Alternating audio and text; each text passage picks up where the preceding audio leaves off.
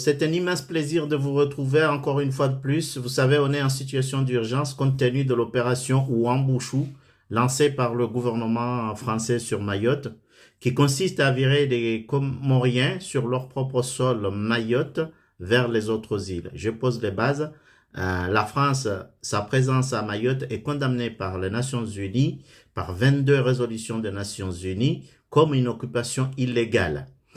Et en même temps, le gouvernement, l'Union africaine a toujours condamné la présence de la France à Mayotte. La Ligue arabe de même, excepté l'Union européenne, ça c'est normal, la France fait partie de l'Union européenne. Donc les Européens quelque part se soutiennent. Mais là, le sujet n'est pas là. Bon, l'objet de cette vidéo aujourd'hui, c'est d'appeler notre chef d'État, le président Azali Assoumani, d'interpeller également le président de l'Union africaine, qui est le monsieur Azali Assoumani, sur 3 points.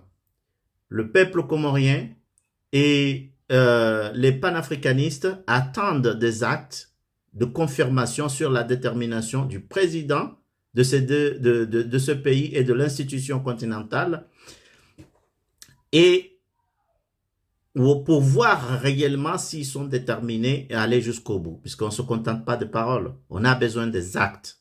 Donc le peuple comorien, une fois qu'il saura que Azali Assoumani a posé des actes, des vrais actes concrets, là, il sera derrière lui. Ils seront derrière le gouvernement malgré les problèmes qu'ils ont connus depuis son ascension au pouvoir il y a 7 ans. Mais là, il s'agit d'une portion du territoire, un démantèlement du territoire comorien. Donc ça, le peuple doit faire bloc pour soutenir le gouvernement. Qu'est-ce qu'on attend? On attend qu'il fasse un communiqué présidentiel, un décret présidentiel pour dire qu'il n'accueillera pas, en clair, en langage simple, qu'il n'accueillera pas les Comoriens qui seront expulsés de chez eux sur l'île comorienne de Mayotte, puisque Mayotte, c'est chez eux, selon les 22 résolutions des Nations Unies. 2, sortir un communiqué également de l'Union africaine pour condamner l'opération qui se prépare sur l'île.